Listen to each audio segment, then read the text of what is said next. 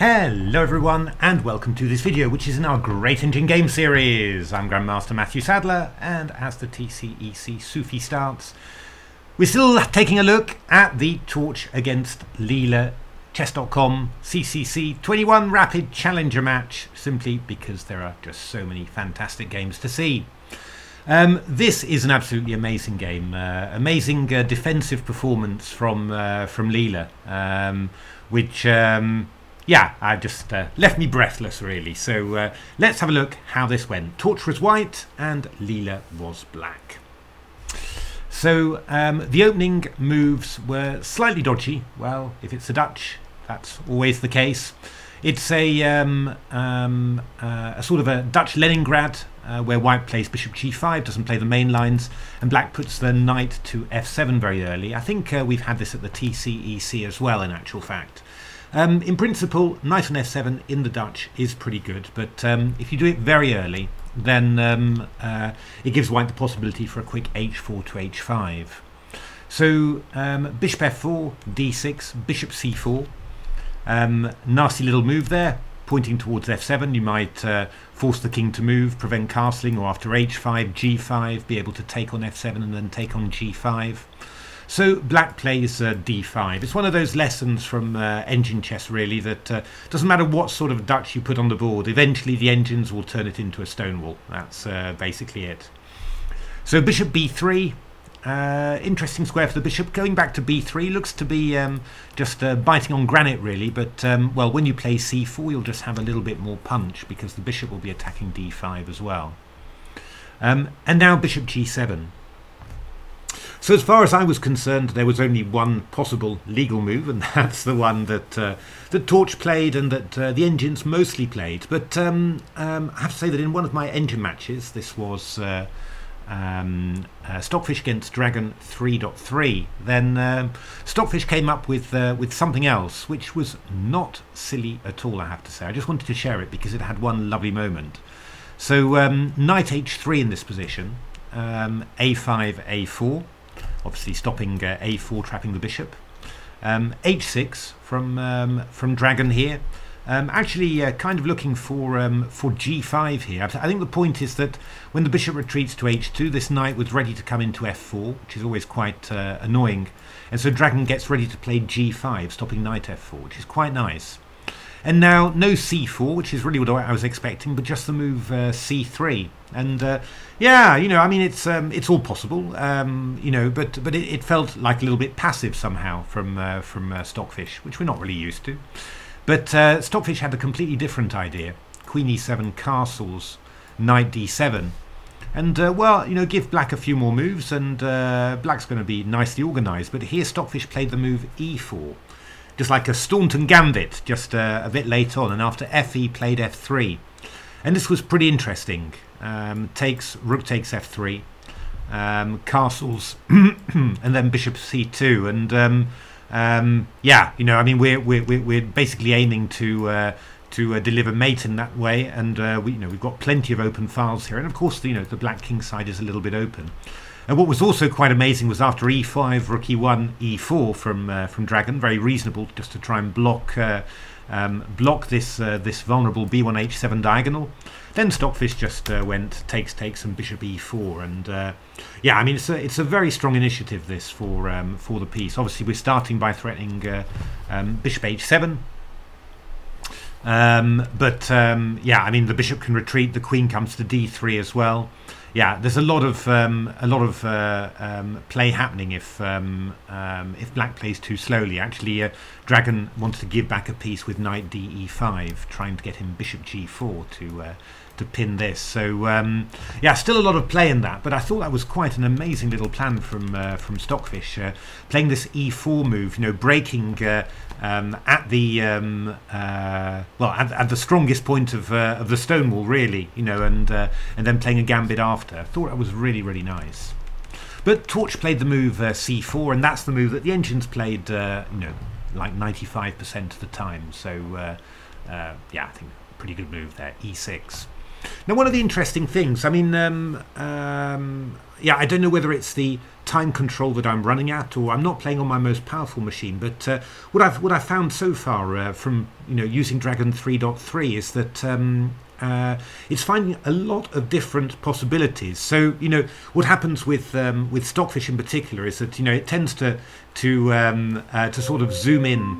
Oh, Alexa, stop that! It tends to zoom in somehow on a particular continuation, and then afterwards, yeah, all through my engine games, it's kind of sticking to that. But Dragon 3.3 is looking at all sorts of different things, finding some interesting ideas. I mean, maybe the one line that Stockfish gives is going to be the best one eventually. You wouldn't bet against it. But certainly in terms of proposing interesting alternatives, then, well, Dragon's kind of doing my job for me, because that's normally what I try and do. I play through a game and offer lots of different ideas for the engines to try out. But, well, if Dragon's going to do the job for me, that saves me some time and mental effort.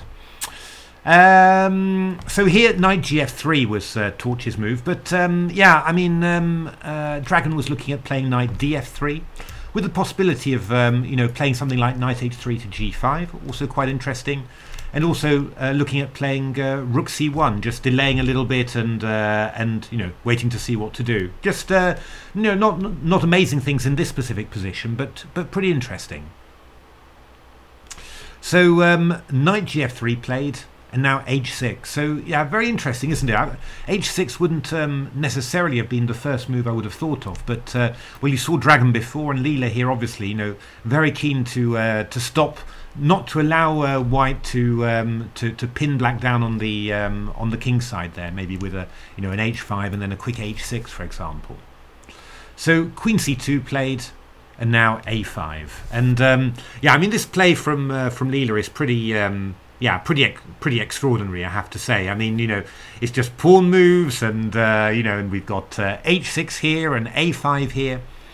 I mean, I think why is this sort of possible? It's possible because of the stone wall. I mean, this structure. We always laugh about it a little bit because of the passive dark squared bishop, but light squared bishop rather. But the one thing that it does give you, it gives you a lot of stability in the center. So that does actually give you, in principle, yeah, some freedom to gain space on the wings. And this move a5 of Leela's is quite interesting. I was playing some Dragon against Stockfish games, and if you just play a3, just give this bishop an escape square, then a4 was the idea. Bishop a4, d takes c4 is going to be very similar to what we saw in the game. But after bishop a2, Stockfish was playing b5 here, takes and takes, and well, you're sort of White's got first dibs at the c file here, but yeah, I mean, this bishop is kind of passive around here, and the pawn a4 is taking away a square on b3 from the knight, and after knight b1 we play bishop d7, and we're looking for knight c6 simply. Well, this was a game Dragon against Stockfish. Knight c3 castles, g5, bishop g3, knight a6, and we're looking for b4 here as well. And you look at the position, you say, well, I mean, it's a bit of an odd one for Black, but actually, there's nothing wrong with it. I mean, these knights are covering all sorts of dark squares here. We've got a bit of space on the king side. We can put a rook to the c file. Actually, what's wrong with Black's position? Really interesting here. And well, I mean, Dragon played takes, and then we got g4 and bishop f6 just going after this one. Then actually, interestingly enough, Dragon struck with e4, even offering a piece sacrifice in the same way, and then Stockfish took on here, and well, we got this sort of position where there's definitely compensation for White. There's a weak pawn here, and some weak dark squares, but it's no more than just compensation, and these sort of games were ending in draws. So yeah, I mean, it's a very interesting plan, this. Just Leela just with Black in the stone wall gaining space, which, to be honest, is one of the things that I learnt when I played the stone wall quite a lot when I came back as an amateur. I looked at a lot of Artur Yusupov's games. He was a big expert on the Dutch stone wall, and yeah, he was always doing this, gaining space everywhere he could. He was a very space-oriented player in any case, but yeah, it was really suited him, and well, I learned that from him, and well, engines just know it, don't they? Yeah, I mean, Dragon actually was playing this move A3 an awful lot, so you know, just a much slower sort of approach. Torch played G4, and well, I mean, I do think that's something that you can say about Torch, is that yeah, Dragon could be a very, very aggressive engine, you know, exchange sacrifices, that sort of thing. But I always felt that Dragon somehow needed a launch pad somehow. You know, it needed to be launched and then it would go. And sometimes, if it wasn't quite launched yet, it could end up playing just a little bit safely in a way. You know, it was big difference with Stockfish, I felt. With Torch is really, you know, readily launched somehow. You know, it's really playing, you know, all of Dragon's aggressive ideas, but also Stockfish, quite a few Stockfishes as well. So yeah, from that point of view, I like Torch's style an awful lot there. And G4 is the move, very typical way of attacking the Stonewall in the Stonewall Dutch. If you go F takes G4, well, you know, Queen takes G6 is coming in, so you can't do anything immediately. And we've got all sorts of ideas for breaking things open, and it sort of looks a little bit crucial for Black, because it's not 100% obvious, you know, just intuitively where that counterplay is coming from. But well, this is where Leela's genius comes in. A4 is the idea, bishop A4 and D takes C4. And this is a very, very unstonewally kind of move, you know, to play D takes C4. And, you know, you've played the pawns on D5 and F5 in order to keep control of E4, and now you're just giving this away. But, yeah, the engines are always quite, have always been, from the very first moment, I think, always been quite relaxed about playing D takes C4 in the Stonewall. Sometimes because, you know, in the early days of computing, because they just played it horrifically. I mean, Stockfish, I think Stockfish 8 as well, you know, Stockfish around those versions was also playing D takes C4 a lot, which was, you know, always a bit dodgy. This is just very concrete. The idea is that, you know, White's is creating some kingside play. We need something to happen. And this is just the way to achieve it, because the idea is that if you go something like knight takes c4, I've got this move b5, forking both and winning a piece. And, well, actually, I've got the threat of b5 in general, because this bishop doesn't have a good retreat square here. So now there are quite a few ideas, and well, Dragon was instrumental in finding a lot of them in the next few moves. Stockfish was pretty middle of the road, you know, basically following Torch. So bishop b8 was one of Dragon's ideas, just playing this move immediately. And now Stockfish is playing b5 here, just trying to get that that light squared bishop and just, yeah, leave this guy hanging. So quite a few interesting ideas here. Let me have a look. Oh yeah, this was the interesting one. Bishop f4, rook takes a4, rook g1. Yeah, these moves very typical. G takes f5 threatened, and we're coming in here. So g5, this is also what Leela was doing in the game. I was quite surprised, really. You don't just sidestep, you know, you sort of feel White's attacking, you should be, you know, sidestepping, getting out of the way. No, it's just, you know, sort of striking back and having a big old sword fight there. So G takes f5, ef5, hg, and Stockfish just giving back up that pawn there. But after bishop g5, queen d5, well, suddenly actually this is looking, Mr. Beads, this one is for you. It's looking like a semi-Slav somehow, because we've got this structure on the queen side, but the light square bishop is freed, you know, and it's actually going to be a bit of a star, this piece. A3 we go bishop e6, and castles we go c3, opening up the diagonal, and the queen's coming in. Queen c3, another pawn sacrifice b4, and after takes we go bishop f8, and well, we're coming in here. I mean, incredible play here from Stockfish, you know, incredibly active. We're you know, we sacrificed 3 pawns there, but huge activity.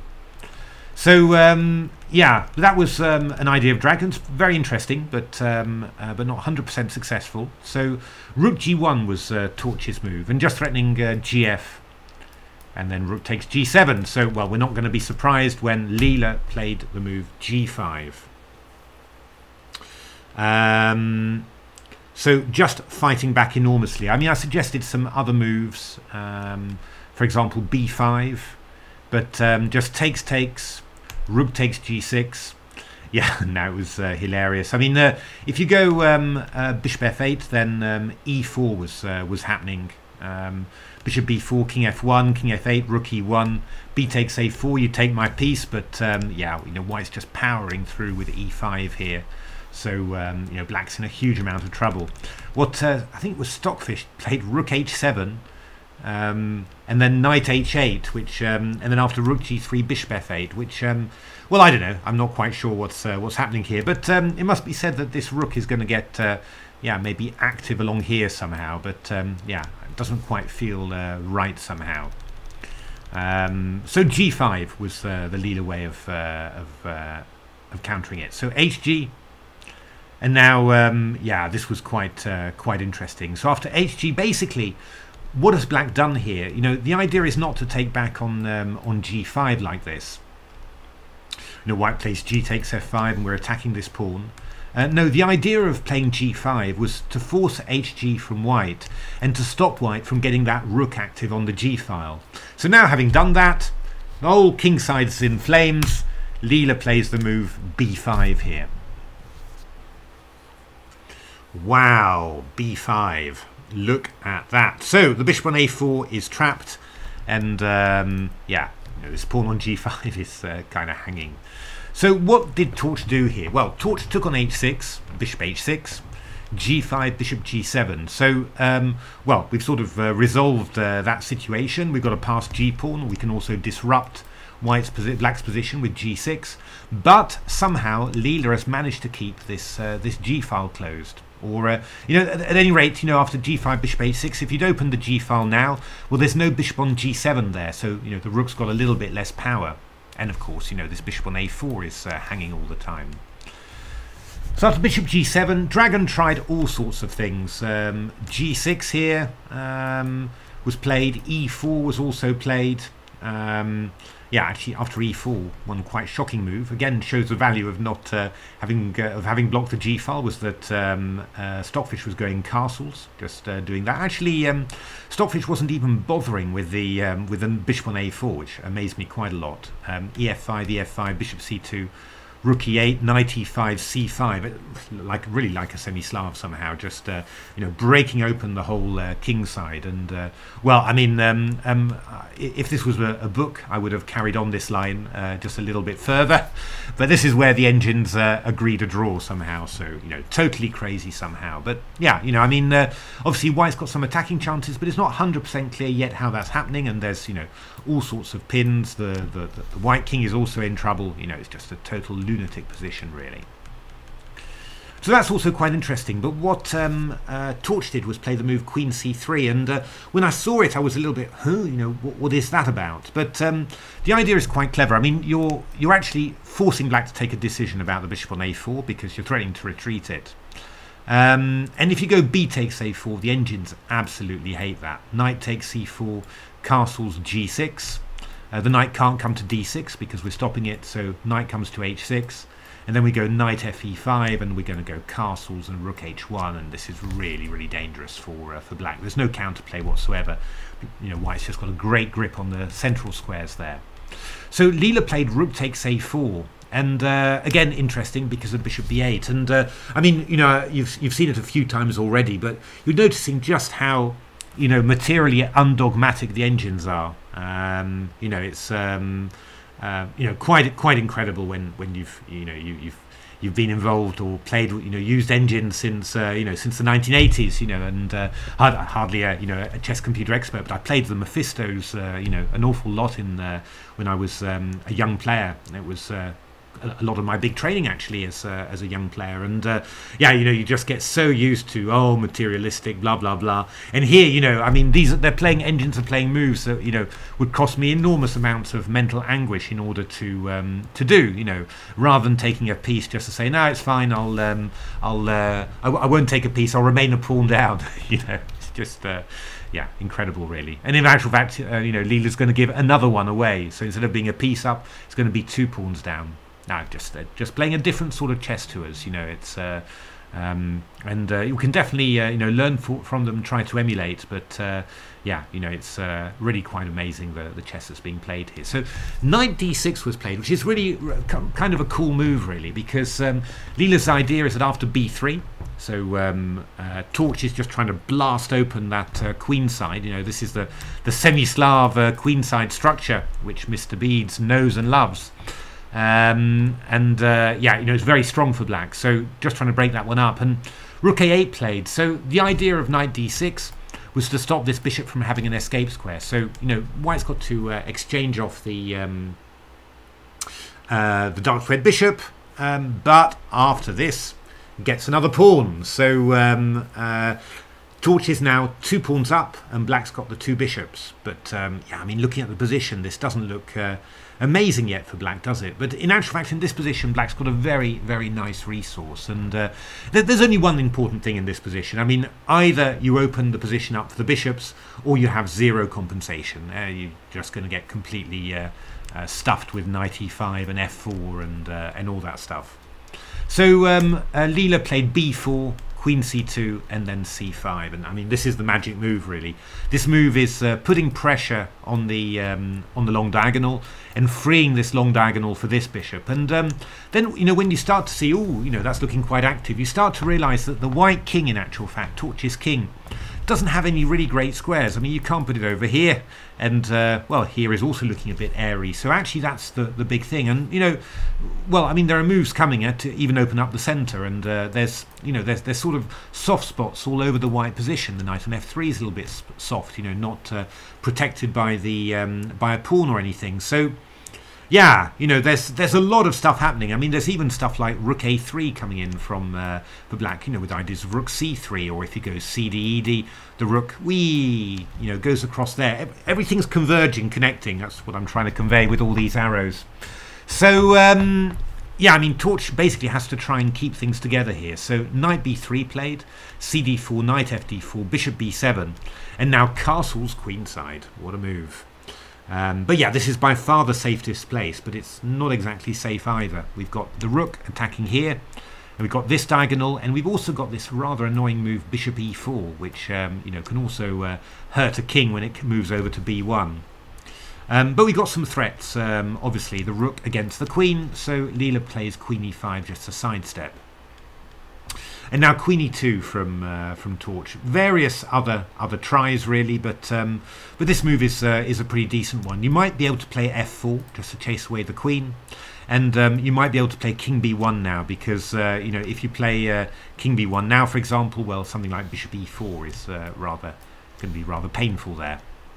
So queen e2. Castle kingside now. Move 27 from Leela. Waited all that time and castling kingside now. Again, it just shows the skill displayed by Leela there in sacrificing a pawn and a few tempo. Leela played bishop h6 back to g7 just to keep the g file closed. That's giving black a safe square for the queen there. Yeah, I mean, I was looking at f4 and I couldn't, just I mean, I didn't spend years on it, but just, a short glance, I wasn't really sure what was happening there. But, yeah, actually, queen c7 is played, and after knight e6, you might want to put a little tactic on there. It's rook takes a2. There we are. Queen takes a2, queen c4, queen c2, queen e6. And, yeah, I mean, black's, exchange down and a pawn down, but those 2 bishops are just astounding. They're just going to kill absolutely everything, and the rook's coming in as well. So yeah, we're also threatening queen e3 in this position. So yeah, this was turning out to be very nice. But actually, I should probably show you the engine game. I mean, normally from a human perspective, I'd say and huge compensation for the exchange. The engines are a bit more concrete than that. Look at this game: rook d3, rook c8, knight c5. b3, just putting that one in. If rook takes b3, then we can go rook takes c5. King d2, you just move the king when the queen is unfreeze. Takes, knight takes e6. But I was looking at this, I was thinking, oh my goodness, this is just winning for white then. Bishop b2, threatening c1, because we've got rook d8 check. Takes. We're swapping off the rooks with tempo because we're attacking the knight, the bishop on b7. But see, this all comes with check. And now maybe guess the final move, the key point to the combination. It's bishop d5 indeed. So what you notice is that the knight on d8 is trapped there. So if you go king d2, we go king f8, king d3. We just go bishop e4 check and king e7, and well, we're no longer covering the e6 square with a bishop, but our king is attacking the knight. Of course, there is a passed g pawn, so we can try and distract black in that way. But now we go king f6, and well, after g7 takes, of course, you know, this is a better endgame for white, but the engines can draw it. Either we're going to stay passively and protect this one, or we can always look for a counterplay against this one if white's king gets too frisky. So for example, king e5, king g6, king e6, bishop b1, just let the engines run along on this game. King g4, you know, we're defending it like this, and we're just looking to get in king f3 here. Bishop c2, knight d6, king f2, blah blah blah, and the engines eventually agree to draw there. So some amazing stuff there, amazing. You know, you just sort of yeah. But I think we can conclude, you know, that this is really great compensation for black. Try and get in a human player to defend that. Well, Torch tried to keep things together a little bit more. Played the move rook d2, and now another very nice move from Leela, f4, just stopping black from exercising, you know, any sort of control. This move rook d2 was covering the a2 square. Now, you know, rook takes a2, distracting sacks, as we saw in that previous line, aren't going to be working anymore. But now we play f4, and we're just trying to undermine this guy, and we might even have fe to open up the f file, or maybe even f3 just to pin things down so that we can get a bishop e4, and that the queen is safe from f4. So e takes f4, played rook f4. This one caught me by surprise, really. You know, I mean, after all, we're 2 pawns down here, and we're exchanging off queens. But yeah, I mean, the bishops are so powerful, and it's always, the most important thing is, are there loose pawns to attack? And well, actually, all of these are separated from each other. Well, obviously, with the possibility of putting 2 bishops on diagonals like these, obviously, there's not going to be a particularly safe place for the king. So rook gd1 played, rook c8, just hitting this one, c5, and now another very nice move, bishop d5, and well, this just anchors that bishop on d5, covers the e6 pawn, and we've just got, you know, loads of different ideas. You know, if white moves the king into the path, and we've got bishop b3s to remove protection on here, it's all, you know, it's not a surprise really that this is going to end in a draw, really, because black's bound to have enough counterplay. So rook e1, and now Leela liquidated rook d4 and rook f2. If you'd taken with a knight on d4, I'd just check and go rook a5, threatening rook takes a2 here, which is quite nice. Just, yeah, pawns to attack everywhere. Rook f2, rook d2, and rook f5 from Leela. I mean, by now there's quite a few different ways of drawing this, but this is just looking to take that loose one. Knight d4 we take, and rook takes, and by a miracle Leela has equalized material, and after takes, rook cd5. Well, the game didn't last very long, really. It's equal material, 2 rooks against 2 rooks, just a draw. A draw 9 moves later. So there we are. I hope you enjoyed it. I thought it was absolutely breathtaking, this one, and yeah, I was just getting surprised move after move, you know, what was happening. Yeah, I mean, I thought Leela's plan, you know, h6, a5 was really, really nice, yeah, I mean, Torch playing the most aggressive way with g4, and then Leela just opening up some, you know, completely, yeah, kind of random counterplay on the other side, just really based on a small tactic, that of trapping this light squared bishop. But obviously the fact that you're threatening to trap the opponent's light squared bishop means that, yeah, the opponent has to hurry, simply, you know, and that's, yeah, that's, you know, hurrying, that can mean, you know, attacking before you're ready. And yeah, I mean, this play was stunning. I mean, this one was gorgeous as well, just giving up you know, a g pawn on the g file just to close the g file. And yeah, you know, just then, you know, giving up 2 pawns again. But key thing is, you know, just a very simple activity of the bishops. you know, and well, I mean, you know, Torch is doing absolutely nothing wrong here, just playing excellent moves all the way, but somehow there's enough counterplay, and well, you know, that the white castle's queen side on the 26th move, and then the black castle's king side on the 27th. You know, it just shows how well, you know, it shows how concrete the engines are being in this game, because yeah, not wasting a tempo on kingside castling anywhere, just, you know, full out attacking. And then I think the last really good move there was rook d2 and then f4, just making sure that white can't consolidate with f4, and making sure that black's pieces, you know, maintain maximum activity. So there we are. Yeah, I'm obviously keeping an eye on the Sufi at the moment, but I've got plenty more great games to come. Some wins from Leela as well, some more wins from Torch, some draws. So we'll keep on going with that. Also some stuff from the Division P playoff at the TCCC as well that I really want to share with you as well. Some amazing games all over the place. It's a real joy at the moment. But otherwise, you know, if you like these videos, why not give a like, subscribe, tell your friends everywhere about the channel. If they want to see engine games, they can do no better than this channel, I think. And, you know, otherwise, you know, thanks very much for watching. Take a look at my books underneath here. Well worth reading as well. And hope to see you for the next videos. Thanks for watching.